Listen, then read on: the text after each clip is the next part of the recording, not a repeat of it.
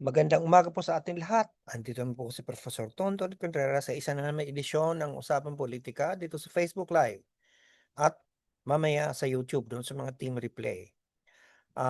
Pasensya na po medyo na-late tayo ng live ngayon dahil may mga inasikaso po tayo, ma pa tayo ng meeting. Alam mo naman, hindi may iba po akong trabaho. Ang trabaho ko isa po akong propesor. Kaya kanina, umupo muna ako sa isang panel, isang qualifying exam ng isang estudyante sa pagka-PhD. So yan pong isang isang ano ko yan, isang hat. Nagwe-wear ho ako ng ibang hat. Parang magandang itsura ko dito, kapag hat nga kaya. Gano'n ba? Para talaga akong nasa beach, 'di ba? Ah, Pag-usapan natin mga surveys ngayon. Kasi may maraming naglalabas ng mga pre-election surveys at may nagtatanong. Napag-usapan na natin ang kahalagahan ng surveys noon at ito ay importanteng tool para mabasa natin ang pulso ng bayan. Marami ang nagtatanong, tama ba 'yan? Ang survey po ay as good as the method that is used. Kung scientific po ang methodology nito, kung alinsunod sa agham, ah, kung papaano gawin ang mga surveys, iyan po ay mapapaniwalaan. Ah, Kasi yung survey meron ho yang sinusunod na mga, theory, may mga sinusunod diyan na kaparaanan. Hindi po 'yan basta na lang ginagawa na nagtatanong-tanong ka, naglalakad ka sa kalye, nagtatanong ka kung ano yung sinong gustong iboto, ano ba yung popularity o trust nila sa kanilang sa isang tao, hindi po gano'n. 'Yan po ay merong sistema sa statistics na nagra-randomize. Kasi ang sinasabi ng iba, papaano ba 'yan? Milyon-milyon ng botanteng Pilipino tapos 1,200 o 2,000 lang ang in-interview, tapos gano'n na. Hindi naniniwala. Kasi po, ang prinsipyo po ng survey, kailangan mong magkaroon ka ng isang sample o representative o kinatawan na mare-represent yung entire population. Kasi kailangan 'yan, hindi mo naman kailangang tanungin lahat ng Pilipino, eh. Kumuha ka lang ng isang sample na representative basta ba tama ang pagkakapili mo, randomized. Kasi kunyari ang surveying naman ginagamit na 'yan matagal na sa mga quality, control. Kunyari may pabrika gumagawa ng mga botelya, alangan namang i-test mo lahat ng botelya isa-isa para malaman mo kung ano yung, percent na may depekto. Ang gagawin mo diyan ira-randomize mo lang naman 'yan. Kukuha ka lang ng mga sample sa isang batch para malaman mo ilan ang porsiyento ng may defect at ilan ang wala. Gano'n din po sa mga bombilya. Hindi naman lahat ng bombilya kailangan mo isaksak, 'di ba? Magra-randomize ka din do'n, titingnan mo kung ano yung pumapalya, ano yung hindi. So, importante na po yung sampling, matagal na po yang ginagawa at naipaliwanag ko na rin yan na kay 1,200 lang yan o 2,000 kung tama ang pagkakapili at na-randomize sila systematically, ay talagang hindi natin mapapasubalian ang resulta. Puwede nang i-project sa entire population. Ano ba ibig sabihin ng randomization? Ang ibig sabihin po ng randomization, bawat isang Pilipino may equal chance na mapili. Hindi yung pinipili mo lang kung sino yung gusto mo. Kaya hindi po alinsunod sa scientific survey yung mga online surveys. Kasi 'pag online survey po 'yan, kung sino lang yung gusto sumagot. And usually ang mga sumasagot kung sino yung galit na galit o sino yung tuwang-tuwa, yun lang. Pero yung middle ground wala. At saka yung mga walang access sa online, walang signal, walang internet, walang walang laptop, walang cellphone na malakas ang signal, hindi na makakasali. So, hindi na po tama kapagkat meron ng mga na-exclude.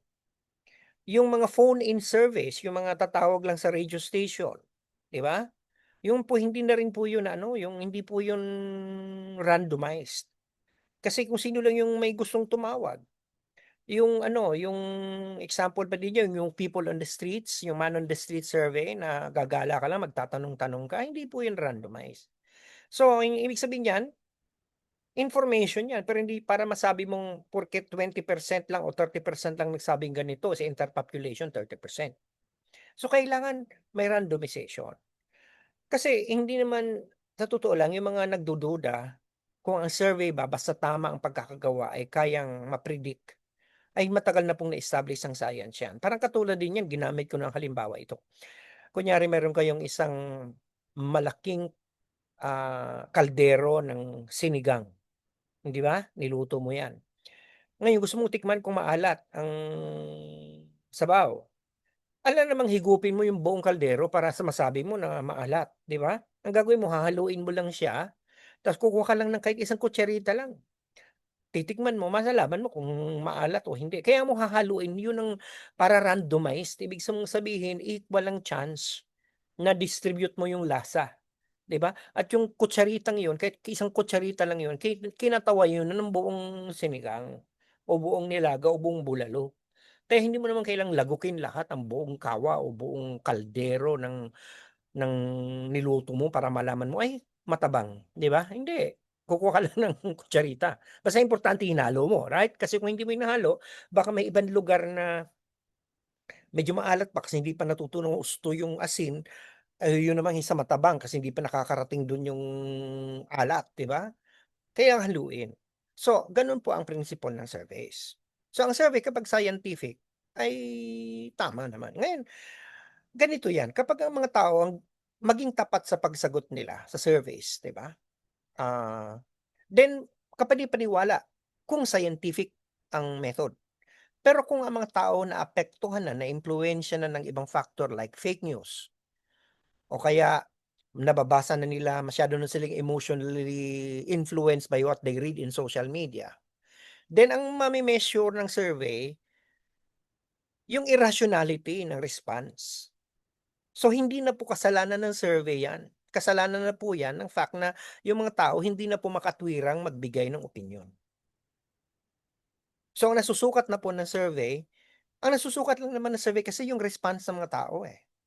Ngayon kung yung response na yun ay galing sa pagiging affected na nila sa mga nababasa nila sa social media, yun ang masusukat mo. Pero hindi po nga limitasyon ng survey 'yan pagdating sa method. Limitasyon na po 'yan ng fact na ang ating, political awareness ay slanted na at masyado ng corrupted ng mga nababasa natin sa internet.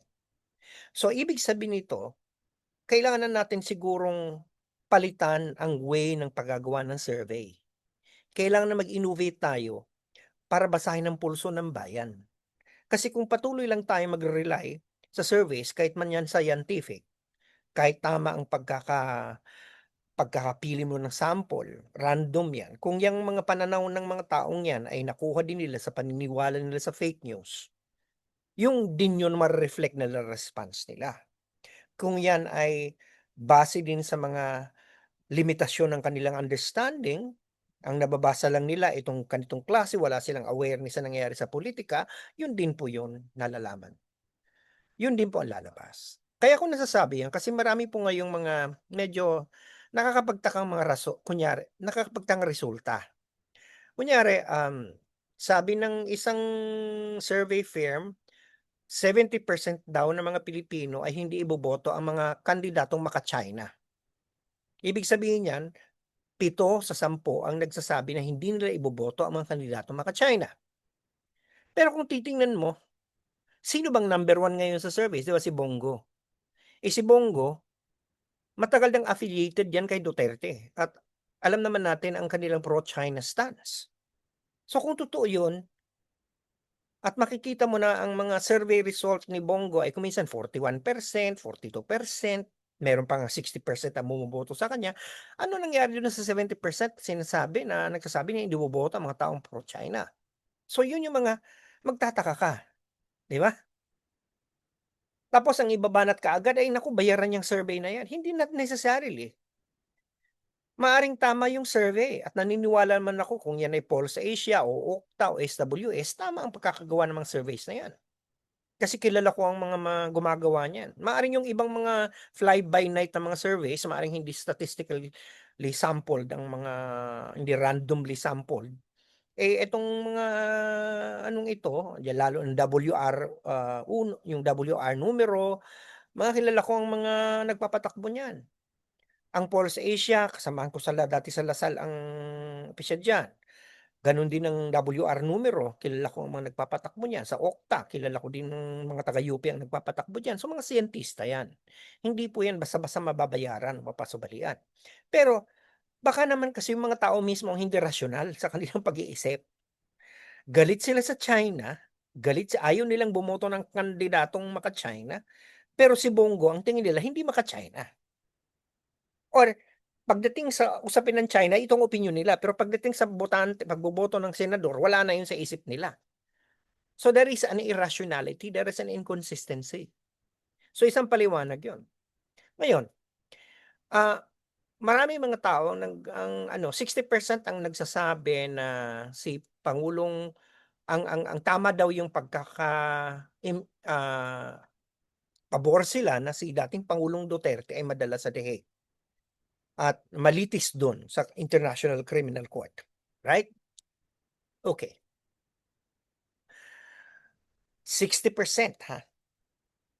Pero samantalang ngayon titingnan mo naman, aba, teka muna, bakit gano'n? Bakit ang approval rating at trust rating ni Sara Duterte ang taas, 'di ba? O bakit ang mga kandidato ng oposisyon katulad ni Go at ni De La Rosa, parang sila ang tumataas at maging si Marcoleta, maging yung iba umaakyat din sa ibang survey. So, parang may disconnect. Maraming dahilan diyan.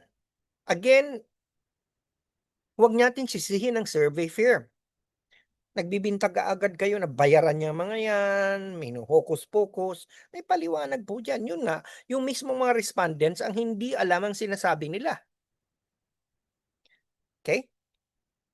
Pagdating sa tungkol sa issue ng impeachment, pagdating sa issue ng tungkol sa issue ng sakdal kay Pangulong Duterte sa The Hague, itong opinyon nila. Pero pagdating sa kandidato, iba na.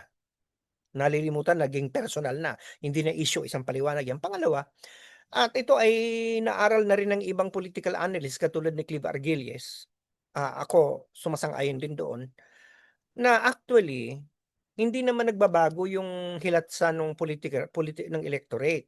Majority pa rin talaga ang ayaw sa mga Duterte. Minority lang ang mga pro Duterte. Ang problema sa minority ito solido, lahat sila pabor sa mga Dutertes. At and with the increasing what they see as attacks against si Duterte brand, kasi nga naman pinagsabay-sabay, 'di ba? In-impeach si Sara Duterte, tapos ayun, aresta at pinadala sa The Hague si Duterte, si Rodrigo Duterte. So, with that kind of besiege mentality, nagko-consolidate ang suporta nila, yung ibang mga nawawalan na ng gana, ay biglang babalik, okay? Bumabalik sila sa Duterte brand, samantalang dati naman silang maka-Duterte, humihina na, bumabalik. Pero minority pa rin lang naman sila. Kaya lang ang nangyari po dito, yung mga anti-Duterte watak-watak. Yung mga anti-Duterte yun ang watak-watak, yun yung naghihiwa-hiwalay, at ang isa sa mga naging kabalintunaan recently, bumagsak ang rating ni Pangulong Marcos, 'di ba? At ito hindi actually kagagawa ng mga Duterte, kasi ang mga Duterte matagal ng galit kay Bongbong Marcos. Kaya bumabagsak ang rating ni Pangulong Marcos, ang disapproval niya, dahil patuloy pa rin na marami pa ring mga pinks at mga dilawan na ayaw sa kanya. So pansinin niyo, ilan ba yung mga ayaw na sektor kay Rodrigo Duterte? Andiyan yung Marcos loyalists, andiyan yung, mga pula, yung left, andiyan yung pink, andiyan yung yellow na halos magkamag-anak din naman. Pero pagdating kay Pangulong Marcos, ang pabor na lang diyan kay President Marcos yung mga Marcos loyalist. Yung red, pink at yellow, ayaw din. So, itong tatlong ito, ayaw kay Duterte, pero ayaw din kay Marcos. Kaya bumagsak ang number ni Marcos. Pero hindi ibig sabihin 'tong tatlong ito lumipat sila dun kay Sara, ayaw din nila kay Sara, right?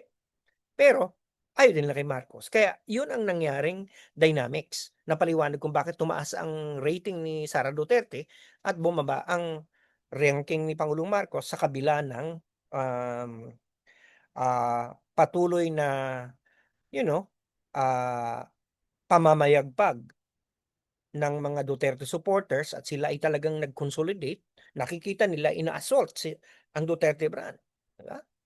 So yun ang paliwanag doon. Hindi natin basta puwedeng sisihin na ang mga survey firms na babayaran. May rason 'yan. Ang unang rason diyan yung mismong botante ang respondent ang hindi ginagamit ang kanilang reason. Ngayon, may mga tao nagsasabi, "Ano ba dapat ang gawin?" Kasi kung minority lang naman mga Duterte, bakit sila nangunguna si Bongo? Eh, talaga naman kasi nga naman kung solid ang 30% sa senatorial candidate, enough na 'yan para magpanalo. 30% of the entire electorate can make one senator win. 30 to 35%. Eh, kung solido yang mga DDS boboto sa mga kandidato ni Duterte, malamang malaki ang tyansa mananalo 'yan. Ngayon, yung mga anti-Duterte kung watak-watak 'yan, may boboto ng mga pro-red, may maboboto ng mga dilawan na kandidato at pink, may boboto ng Marcos candidate. Aba'y 'pag watak-watak 'yan baka mangyari pang manalo yung mga pro-Duterte candidates. Yun ang sinasabi ko dito. Kaya sa mga advice ko lang, ako hindi ako nangangampanya dahil bawal sa amin na nagtatrabaho sa gobyerno ang mangampanya. Although ako may boboto din ako pero hindi ko sasabihin sa inyo. Saka na po ipapaliwanag ko ang mga boto ko pagkatapos na ng eleksyon. 'Pag nagbibilangan na saka ako magsasabi na ito mga binoto ko at malamang marami diyan talo. Kasi sanay na ako na ang binoboto ko naman hindi yung winner, eh. I don't go for the winner, I go for the one na magiging katulad 'di ba pinaliwanag ko na sa inyo kung sino yung kakatawan sa interes ko. Ah at hindi naman tayo laging nananalo, sanay na ako diyan. Pero ang sinasabi ko kung kayo ay ayaw niyo sa mga Duterte, aba'y mag-isip-isip kayo. Huwag kayo masyadong purista. May mga kandidato na kahit hindi niyo kalinya, kung sa tingin niyo may winning chance, ay iboto niyo na 'yun. Katulad ni Bam Aquino, katulad ni Kiko Pangilinan, nasa margin sila. Baka yang mga 'yan, mas mabuti pa kahit hindi ka pula, hindi ka pink o hindi ka dilaw, kahit Marcos loyalist ka. Kung talagang itong dalawang ito ang merong chance na makapasok, abay papasukin mo na. At kung may mga kandidato naman sa alyansa na mukhang hindi naman mananalo o kung manalo man ay magiging pro Duterte din lang naman, abay iboto, wag mo nang iboto iboto mo na 'tong mga hindi mo kalinya. Dapat utak ang gamitin. Otherwise, yun ang reality, eh. Ang Duterte supporters ay very solid, lalo na at lumakas yung solidification nila nung sunod-sunod yung mga dagok sa brand. Kaya sila naging defensive sila, ganyan naman ang siege mentality 'pag ika'y inaatake all sides, magko-consolidate ka, magyu-unify ka, talaga iboboto niyan lahat yung mga kandidato nila. Yan ang dahilan din kung bakit si Senator Amy Marcos saka si Senator Villar, si Camille Villar ay nagpa-endorso na kay Sara Duterte kasi nandun sila, delikado sila sa bababa. They're hoping that they can ride the coattails of they can ride the anger and the unity of the Duterte brand para sila maboto at makaakyat sila dun sa top 12. So, anong gagawin ngayon ng mga tao na ayaw sa kanila, ayaw sa Duterte brand, eh, di magawin niyo rin yung ginagawa nitong mga 'to, mag-unify kayo around winnable candidates.